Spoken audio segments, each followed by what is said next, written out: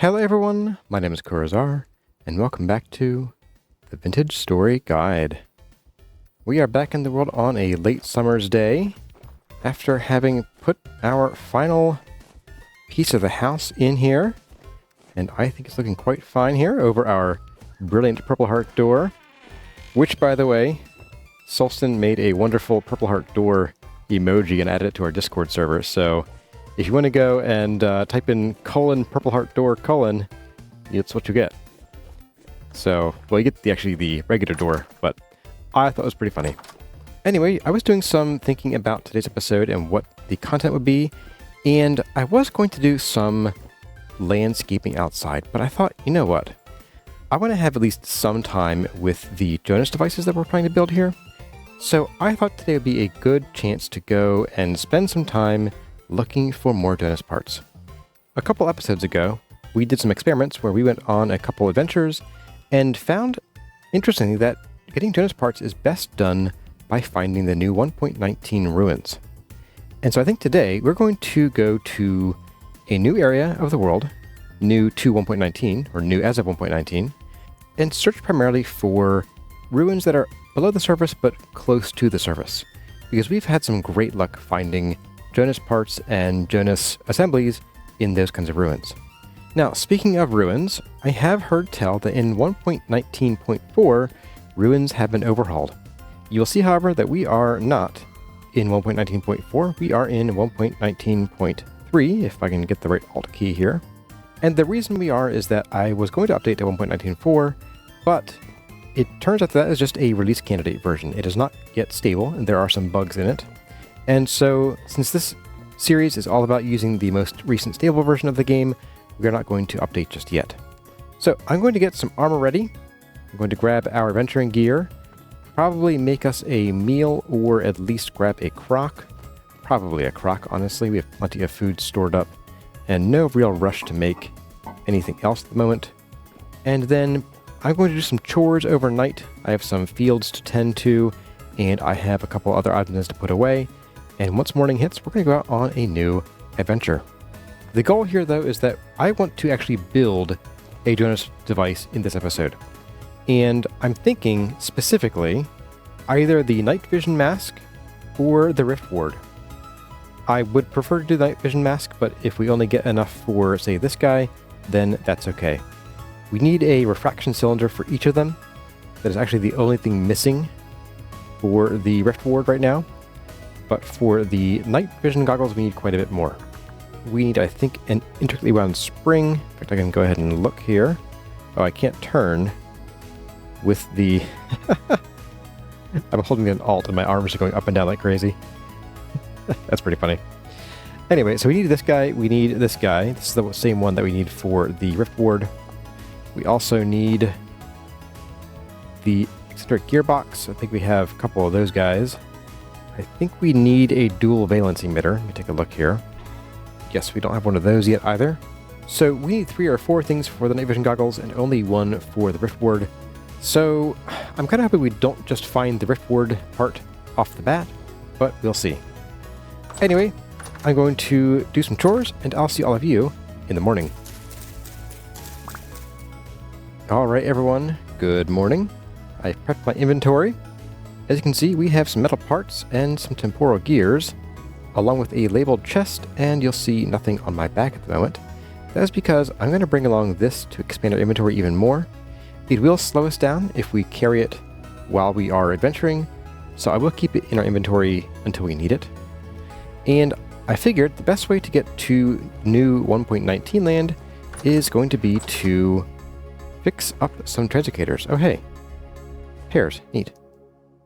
And to that end, we have found a translocator in one of these caves over here. And I think, yes, I did mark it on the map. So we should be able to dig straight down to it, drop some ladders down, and get right to work. Assuming no bears interrupt us. So I think we're just going to, let's see, take a look here. Negative 899, 54, negative 70. Okay. 99. Right here. Let's dig. Well, we're already inside of the actual building. Oop. So let's, I guess we'll keep going. A little weird looking here. Oh my. A little dangerous, but okay. I'll take what I can get. And that is right on top of the translocator. Maybe not the best place to come down. Block that up, and that should give us a path up and down. Not too shabby. But let's go ahead and drop our gears in. And of course, since we're a clockmaker, we only need 2. I'm going to get my armor on here, just in case we need it. I'm going to put these stones into these crates here, just to get them out of our inventory. And let's go on through.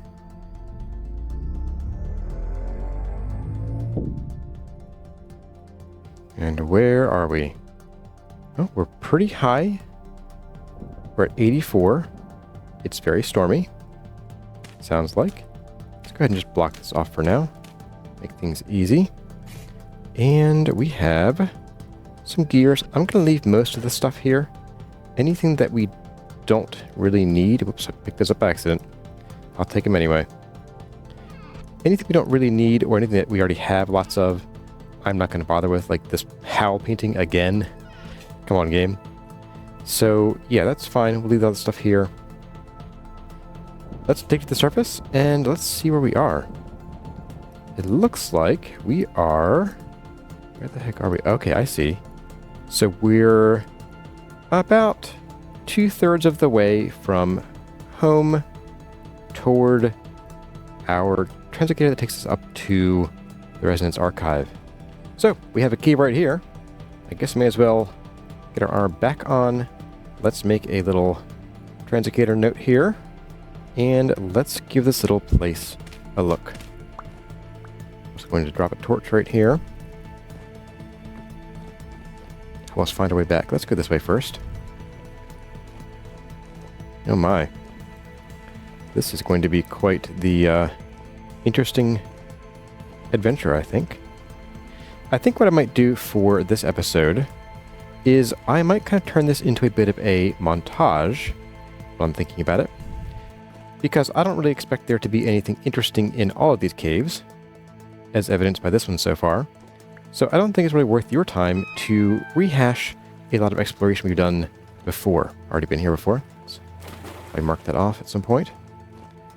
So yeah, I think what I'll do is I will just poke my head down caves, and I might even regale you with some answers to your 20 questions in what will probably be the last 20 questions segment of the season. And we will go exploring through these caves looking for Jonas parts and trouble. Oh, thank you. Alright everyone, as we adventure across this new terrain and dive down into caves, it is time for the last 20 questions segment of the season. Our first question comes from Katsy, who asks, what do you do with those ore samples that you take? Can we see them? Are you planning anything big with them? Mostly I put the ore samples in a trunk and forget about them. I'm not collecting them as avidly as I was in the first season, because hobbits just don't have as much use for gobs and gobs of rock. I only have a few in a trunk. I don't really have any plans for anything huge with them this season. That's kind of a long-term project, and I think Vintage Story needs to be in a more stable state to allow me the time to have a series that spans more than one update. I do think a museum would be really cool though. Nashti asks, you said that you think questions deserve answers, but you have kids. How are you not out of answers yet? Well, I'm not supposed to tell you this, but when you become a dad, a secret government organization comes to your door under cover of darkness and hands you a book. This book has all the answers. It never runs out. You turn to the last page, and there's another page right there, waiting for you. No, you can't see this book. You can't even see other dads' books if you're a dad yourself. But someday, son, someday, you too may get your book, and then you'll understand. Patrick Acock asks, which kind of bronze is the easiest to find and use? The best type of bronze to go after when you're first working toward it is whichever type of bronze alloy materials you find first. If you go prospecting and find cassiterite on your first trip, then great. Welcome to the Bronze Age. If you don't find any, maybe come across some sphalerite and bismuthinite. In which case, those are the easiest. Rarely, black bronze, which requires gold and silver, can be the easiest option, but it's rather work intensive. But if you simply can't find the materials for the other two options without going out 5 kilometers from your base in every direction, it might be your ticket into the Bronze Age. In my very first Vintage Story world, I didn't find any cassiterite or bismuthinite until after I found my first translocator. They were very far away. But there were several nearby deposits of quartz very close to the surface that had gold and silver nuggets that spawned on the ground.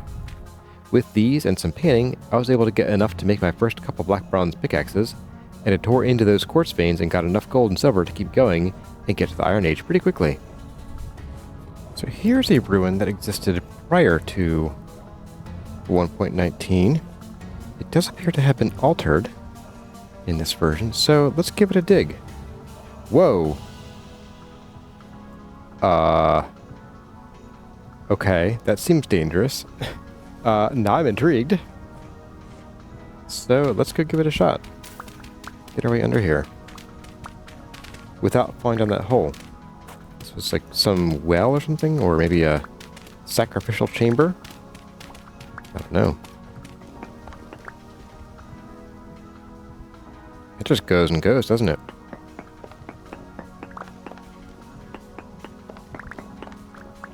So we have bony soil at the bottom, and anything else? I don't know. Let's find out. I think I'm going to not just dig straight down there. Oh, hello. An oxblood storage vessel. Okay. Well, isn't that pretty? What do you have? You have a copper bracelet, some sticks, I'll take those, and a backup shovel. Maybe even a primary one, temporarily. You know what? Yeah, we'll take you. The copper bracelet might not stay, and I'm guessing there isn't anything else here. That's a really cool little find. This particular ruin didn't previously have anything to find in it as far as I'm aware, so this is a nice little change. Alright, back to cave and ruin hunting, and back to your 20 questions. Doom Destroyer asks, will you make a community server for Vintage Story? I've gotten this question a lot, and while I'm flattered that folks want that kind of community engagement, it's not something I'm ready to get into yet. For one, I wouldn't be able to participate on the server much, if at all, and I wouldn't have time to be an administrator for the server. I don't think it would reflect well to have a community server that I'm just completely divorced from. I'm also not satisfied with any of these server hosting options out there. Gportal and the official Vintage hosting are options, but I've heard enough horror stories about paid-for hosting that I'm leery of their reliability. Vintage hosting seems to be alright in that regard, but it doesn't support modded games at all. Hosting the server myself comes with security risks, from script kiddies DDoSing my home internet connection, my ISP not really appreciating all the traffic, and even potential swatting attacks. This last one I am absolutely not willing to expose myself and my family to. So, at least for the foreseeable future, a Gaming with Corazar Vintage Story server just isn't in the cards. Someday, perhaps, but I think I'm a long ways away from being ready to jump into that kind of commitment. Oh hey, we have some friends here. That didn't take too long. Let's go ahead and knock this thing out. Now these, as I discovered, have a 10% chance of dropping, well, anything really. Let's go ahead and, speaking of dropping, we'll drop a ladder. Also a torch. So torch maybe there, ladder here. That wasn't a good place for the ladder, was it? Oh, let's do, there we go. And these guys can't hurt us too badly. I just don't want to take too much damage and have to spend time. Whatever. You know what? Oh, we don't have our spear with us. We can't make any friends. Darn. Shucks. Wanted to make you guys fight each other. You know what? Let's get rid of this thing first. Where's my... There you are. Pickaxe. Goodbye. I don't see anything of interest here. Just some coal. And a lot of these guys. They're very cross with me.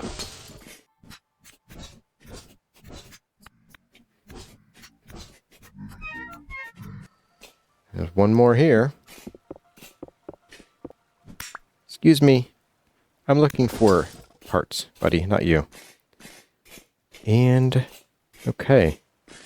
Oh, there's more. Wow. Well, I'll take it. Anything? Nope, no such luck so far. And these large nests also have a 10% chance of dropping a single Jonas part. Or assembly, of course. And of course they take like 5 minutes to mine. And we got nothing. A whole lot of nothing. Well, that's a shame, but not terribly unexpected. But let's get back to venturing and back to your 20 questions. Ray Pradana asks, what is your perspective on mods? Not just for Vintage Story, but any game. Are there mods that really change your mind on a game, and other mods you wish existed? I generally look to mods for two main reasons, with one much more common than the other.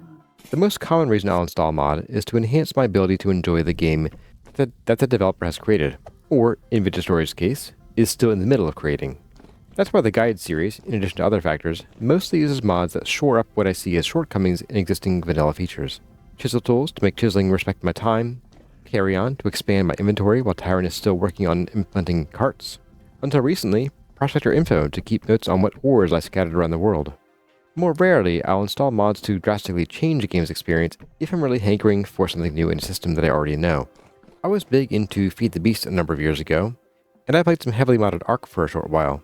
I do this rarely because usually by the time I'm ready for a new experience, I want to try something completely new, without anything familiar to trick me into a false sense of security that I already know the ropes. I don't think a mod has ever changed my mind on a game. If there's a bad game that's made good with mods, then I don't want to encourage the developers of that game to keep doing what they're doing, or not doing as the case may be, and I don't like relying on community-led efforts to keep software alive. That tends to lead to spending too much time trying to find ways to make it work, or to find workarounds for bugs and other quirks. Girish Manjunath asks, do you use any special note-taking software for your notes and plans, or just something like Notepad or Word? Nothing special here. I just use Word documents for everything, from my initial notes and ideas to episode objectives. Player X asks, are there villages in Vintage Story? At the current stage of development in the game, no. There are plenty of single traders scattered around the world, and more rarely, small groups of 2 or 3 traders, but no villages, and you can't move traders, at least not permanently. From what I understand of the roadmap, Tyron does want to include some kind of villages or town type of setting, but I think we may have to wait a while to see what he comes up with. Noble Gaming asks, how many days a week do you record, and how long do you record in each session? For Vintage Story specifically, this can vary greatly, but on average, I play about 2 evenings a week, and then spend about 1.5 evenings editing the videos. Play sessions can also run the gamut. Rarely I have episodes where I barely cut anything out and get everything done that I want to in under an hour. More commonly, I end up recording about 90 minutes of footage over the course of about 2 or 3 hours of play. Once everything's said and done, I usually render videos in batches of 2 or 3, and let those run overnight. For my secondary low level of effort games, I'll typically record only a little bit more than I actually publish, typically just cutting out long silences and travel sequences.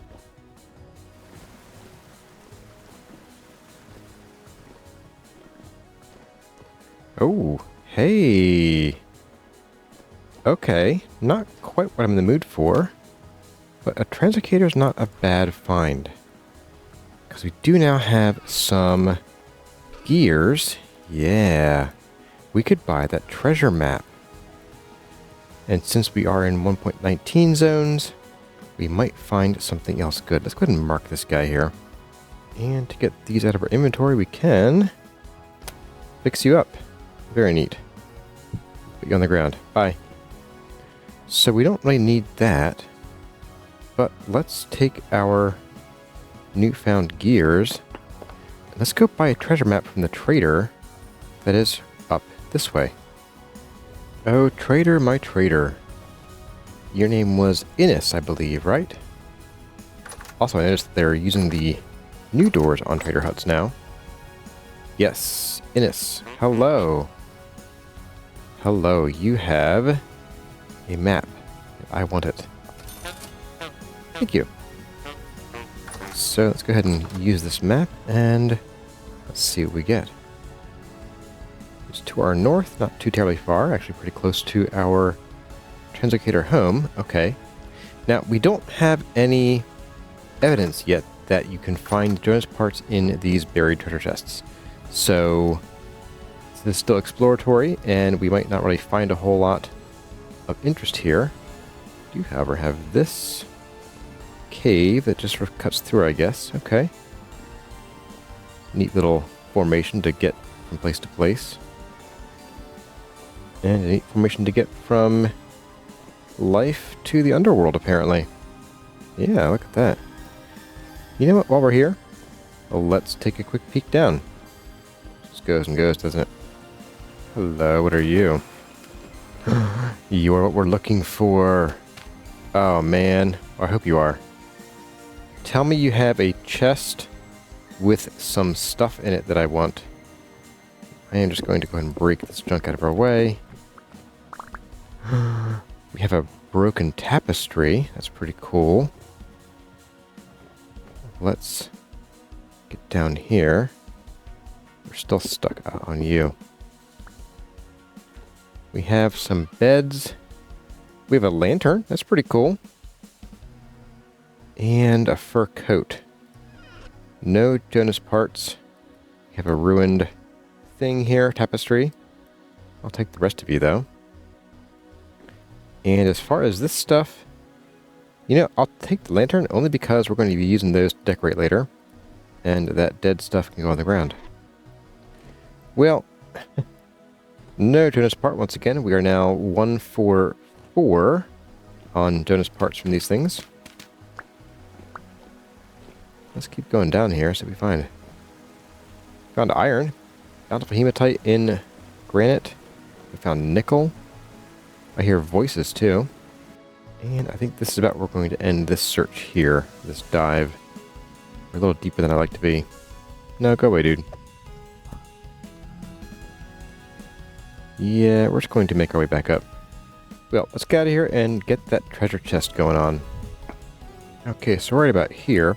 Now, someone in a comment did actually say that there should be an indicator of where this treasure is in terms of the height. I'm not sure that's true. 2502, 2078. 2502, 2878. So in theory, it should be right down here. Let's find out. Hey, there it is. That was quick. And Iron Fox. Really? Really? I mean, not terrible, but not what I'm here for. Let's bust out a couple of these other blocks, see if there's anything else here. There's not. Okay, well, an Iron Fox it is, I suppose. Aged children's toy. That is sufficiently creepy. I'll keep it. Okay, so we still don't have any metric on whether we can or cannot get the Jonas parts from these, but I'm leaning toward no. I'd kind of want to give it maybe a few more before I definitely said that Jonas parts do not appear in those treasure chests. But so far we have tried, what, about 4 or 5, and nothing so far. So let's keep going on our search, not in this cave apparently. And let's see if we can find anything else to sate our hunger for ancient technology. Hey. What have we got here but a little ruin once again. Alright. Aged log. Oh wow, this is a big one. Look at this place. With a door as well. Oh man, people died in their beds here. Yikes. Oh, an aged wooden chest with some kind of patina on it. Oh, this is really cool stuff. Huh. Marketeer shoes, scribe shoes. This is all really neat. I would love one of these beds. Specifically a bunk bed. You know what? Let's see if we can get one of these guys. Aw. Oh, they're not actually bunk beds. They're just beds.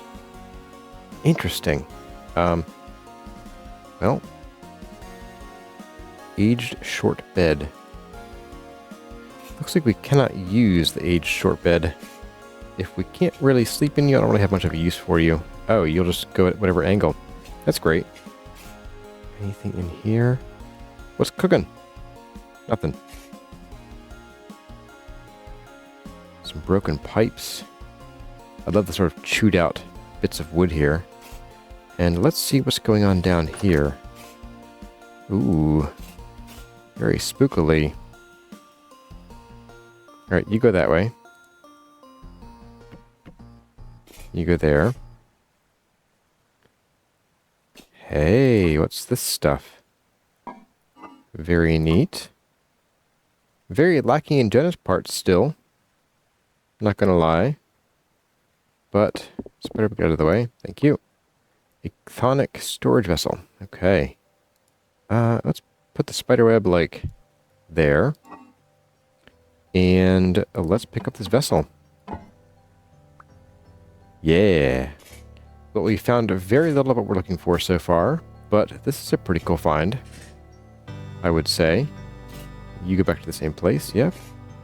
That is really neat. However, game, give me some Jonas parts, please. I think you are proving my point that these parts are far, far too uncommon. Excuse you. Excuse you, sir. Can you believe this? The nerve. The nerve. That's right. Okay, well, I'm going to keep exploring.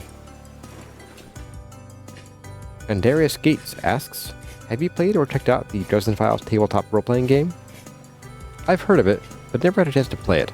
My core gaming group is pretty hardcore into Dungeons & Dragons 3.5, and I think it would take a monumental ripple in the universe's fabric to tear us away from it.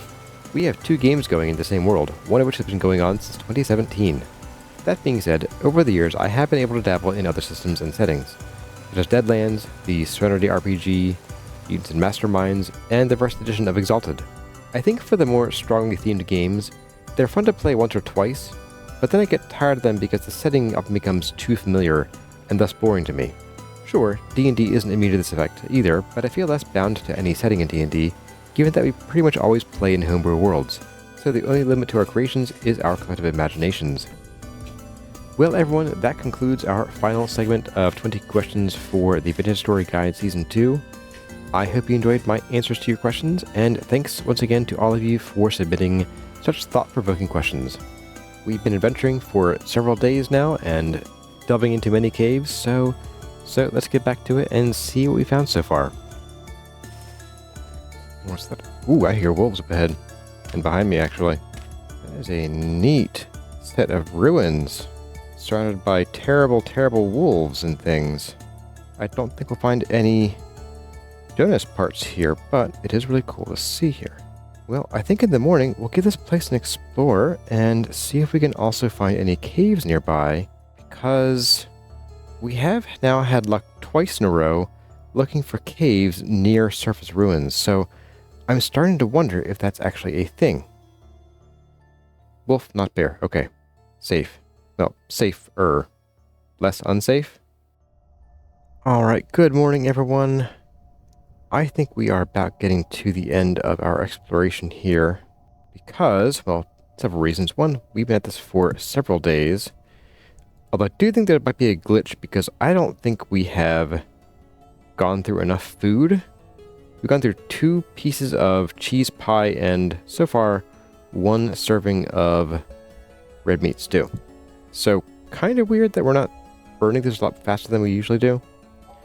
Or than we are, I guess.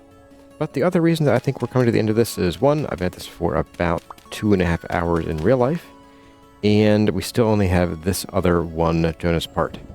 So I'm not real pleased about that, but I think it's sort of getting back to the point of these are too rare right now.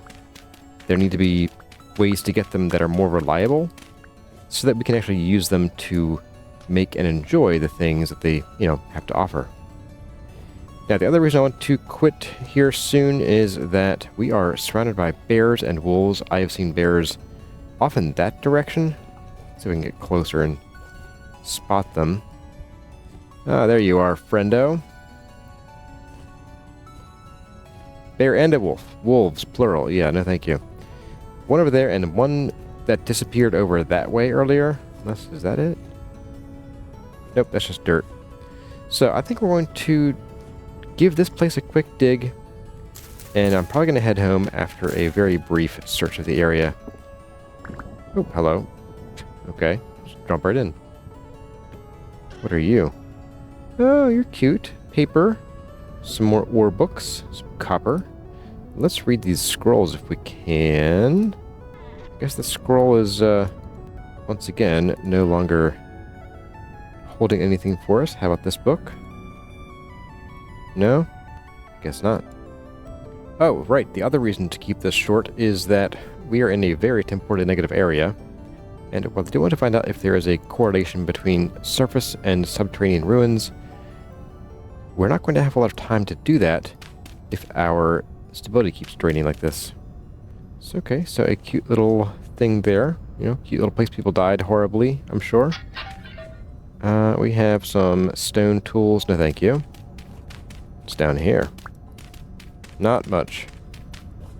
You look like a big castle-y thing. Oh, you're one of these. Okay. So it looks like these villages are kind of a mishmash of existing structures that we've seen before. Particularly ones that already existed in the original form in 1.18 and earlier.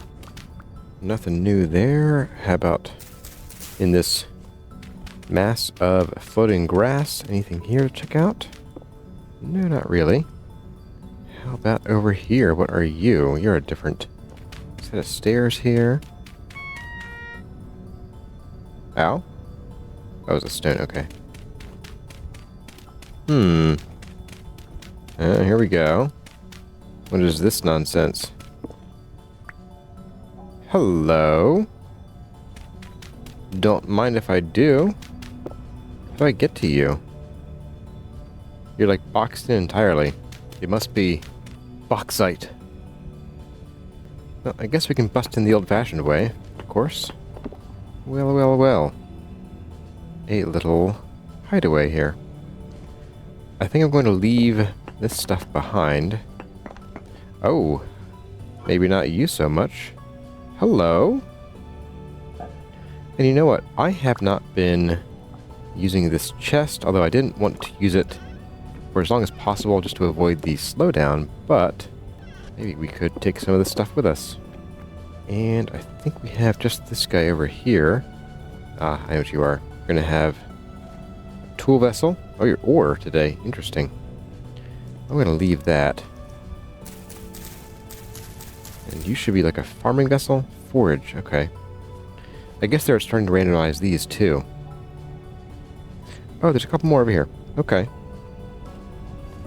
This looks like one of those cellars we found in the first big 1.19 village. Let's give it a look-see. Or it's nothing. Yep. I'm gonna go with nothing.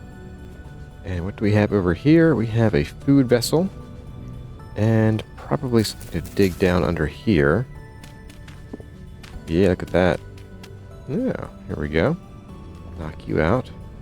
Seed vessel with pumpkin seeds. Nifty. And more seeds with rye. Blech. No thanks.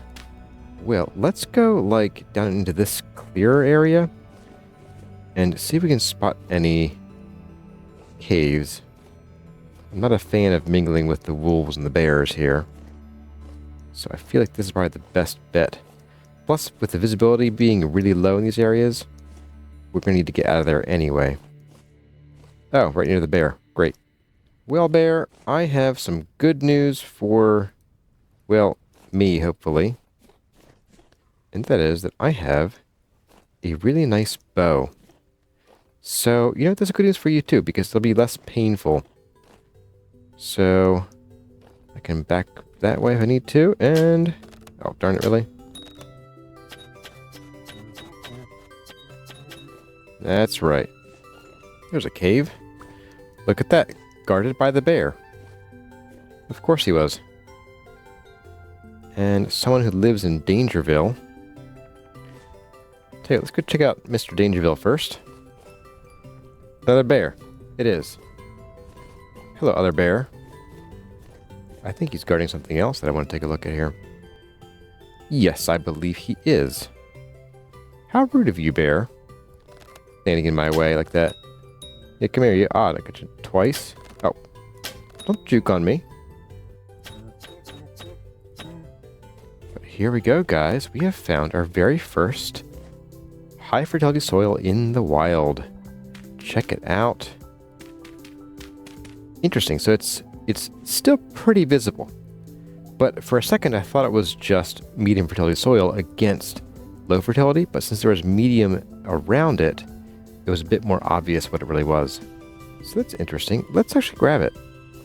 Maybe not quite as cool as finding, lots of terrapreta in the wild, but it's your first step to getting lots of that. One thing that I do hope that Tyron has done, and if he hasn't, then I hope he will soon, is that I hope that the high fertility soil is more prevalent in the world than terrapreta was.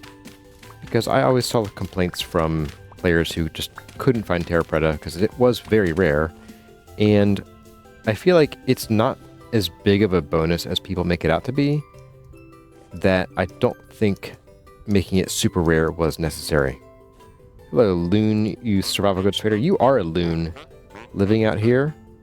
Well, there isn't anything I want from you. That could be funny. Sure, why not? We have a wolf pup now.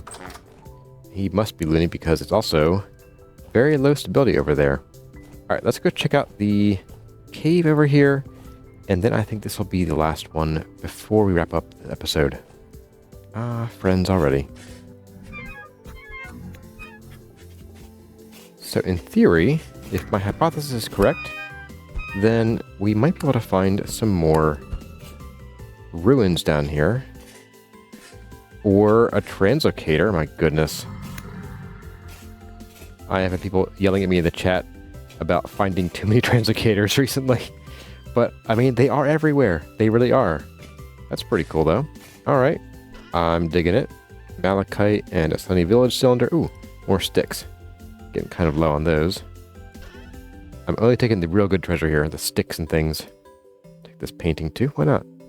But yes, I do think I'm hit with a bug. My food is still full here. And it really shouldn't be. So I'm not sure what's going on with that. And what have we down here? Any more little ruins to check out here? Well, we have a friend, at the very least. Hello. Yes, you're very special. What have we up here? Nothing. Well, what have we down here? Water. We have zinc. I guess that's neat. But it looks like we have a dead end here. Okay. Well, that is unfortunate, because I think, unless I spy any other branches on the way back to the surface, I did say this would be our last cave we explore today. So let's go take a look. No, folks, I believe that is it. But we do have very full backpacks. I would say we're getting low on food, but really not. Really not sure why.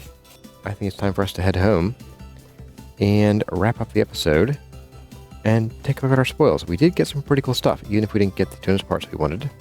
Oh, and a medium temporal storm is approaching. Well, that is all the more reason to get home. So, yeah, what timing. But anyway, yes, we did get some really cool stuff, even if we didn't get all the Jonas parts we were looking for.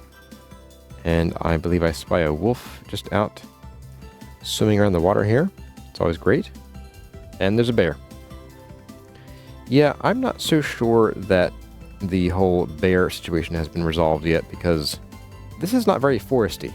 And yet, black bears are spawning galore, wolves are spawning galore. I do think there needs to be a redefinition of what is forested, because this does not really strike me as like a place that I would think I'd find bears in real life. But I will see all of you guys at home. If I don't make it back before the temporal storm hits, I'll just weather the storm, or we'll just sleep through it, honestly. And then I'll meet back up with all of you in our living room to count our spoils of war. I think we've been down here before. Yep, I recognize that cave. Okay. Alright, well folks, I will see you all in a little bit. Alright everyone, we've made it back. And it's time for us to take a look at what we've found so far. So, we have a whole ton of junk here. We got an aged torch holder, a wooden bed, a ruined wharf fork, some scrolls and some books. Or at least scrolls, the books I think are left behind.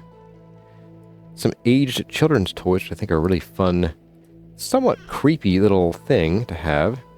Can I put you there? I can. I mean, they're kind of cute. They're little camels and horses and things, whatever they are. That's pretty cool. We'll leave them there. I like it. We got several storage vessels of very pretty colors. So we have an oxblood vessel, we have a rain vessel, and a chthonic vessel. I think those are really cool looking. Next up, we have a new lantern, along with some seeds, a copper torque, an iron falx, a whole ton of bony soil. Part of the rot tapestry. I forget what tapestry I bought for here. Nightfall. Okay, well, you know what? Let's do rot like there. It doesn't match. Perfect. And then we got a bee-nade, the best weapon in the game. We got a wolf pup, some high fertility soil, bit of brown coal, which is kind of just junky stuff, some rusty gear, some seeds, an underwater painting, and unfortunately only one Jonas part. Now, the Jonas part randomizer, the loot table, is not in the JSON files as far as I can tell. It seems to reference a Jonas part randomizer that exists somewhere else in the code. And I'm beginning to wonder if the ruins only carry certain specific parts, because we have found a lot of these in the ruins and a lot of these in the ruins. So I wonder if we have to specifically go out and hunt down things like bells and the sawblade locusts and even the double-headed drifters to get the rest of the parts and assemblies. And if we do, I don't know. I don't like that idea. I hope that isn't what's happening here. I hope we just sort of got unlucky. But I think it might be annoying, especially to players who don't want to get too crazy with combat, that they're being shut out of some of this stuff because it's just difficult to get. I mean, you have to progress many, many hours into the game before you're really ready to take on things like bells and sawblade locusts. So that is our spoils for today. And it's also time to update our list here. So let's go get some charcoal. Alright, so we have now finished the room over the barn. That was in the previous episode. And we finished the barn itself. So that is both done. I kind of think that we're not going to get a Jonas device in this season. And that really frustrates me because I've spent about 3 hours in this episode and we only found one Jonas part, and it's one that we already had a couple copies of. So I might need to mark this as a maybe. We might not get to this because I would like to get to finishing up the rest of the landscaping around here. And I don't know that it's going to make sense to get some Jonas devices right before the end of the season and then never really make use of them. So I think it might be better to wait until a later season where CarryOn might actually update the Jonas part randomizer and also give more opportunities to get them.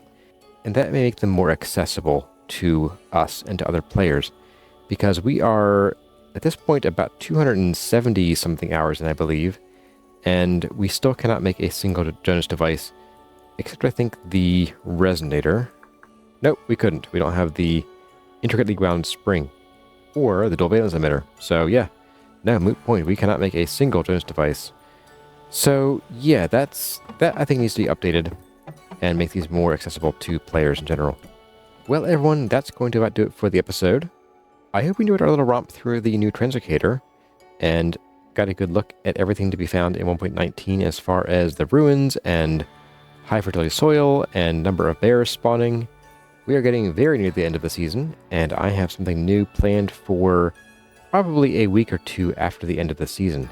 And that looks like it might be coinciding with a particular milestone we might be hitting on the channel here real soon, which is that we are very close to 10,000 subscribers.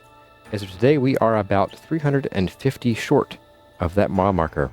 So very exciting, and thank you all for subscribing and watching and liking my videos and engaging with me here on YouTube and over on Discord.